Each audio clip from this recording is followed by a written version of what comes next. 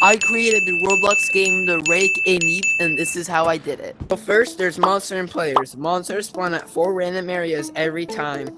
They have to try and not be the last player. Players spawn at a random area and have to defend against the monster by buying items at night. Now, every night and day you get 800 cotton.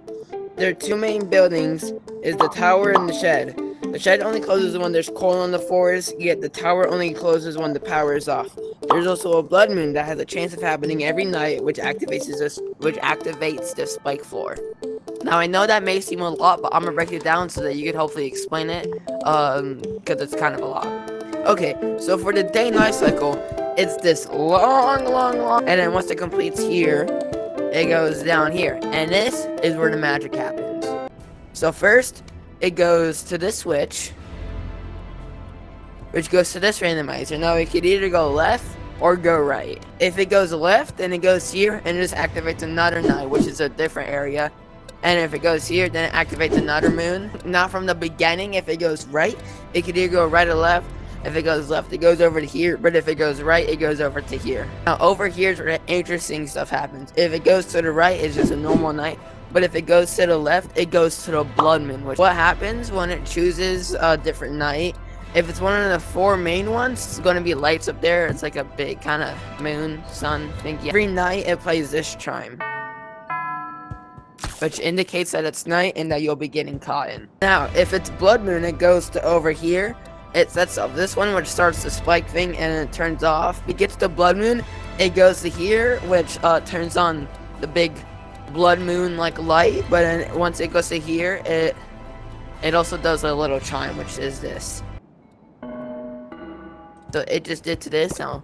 Yeah, see. If you remember me saying every single night you get 800 cotton, this is how it works. It starts here, it goes this way, which turns on the cotton generators. But it also goes left, which takes about 4 seconds.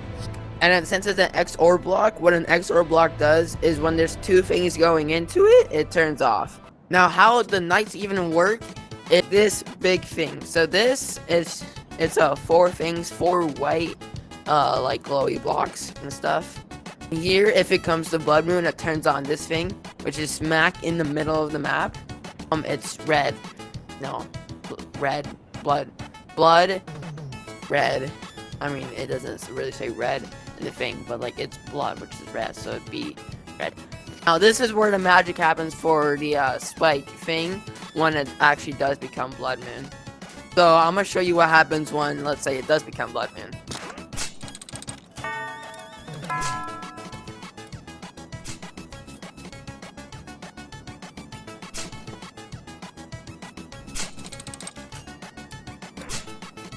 You can see it just ended. What ends is if it just gets to this neon thing, which has no thing.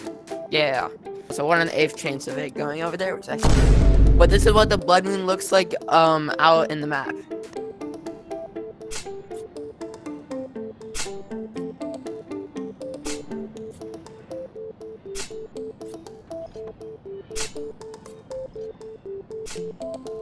Okay, so this is where you could buy stuff. So once you get your 800 daily cotton, you can come over here, and if you read the sign, you can only buy them when the moon is out. Oh, okay, this is a gun shooter thing. Yeah, it's based off the bear trap from the game. This is a freeze bomb. It's based off the UV light from the game, and this is sniper rifle. It's a sniper rifle. Okay, and these little caves is where the monster will spawn every night, or like whenever you get like tagged as a monster, or it could either spawn here, which is in the middle of the map, facing from the shed to the left of the map, facing from the shed to the right of the map, and facing from the shed to the upright of the map. But each little cave has these like little things that like are unique to them.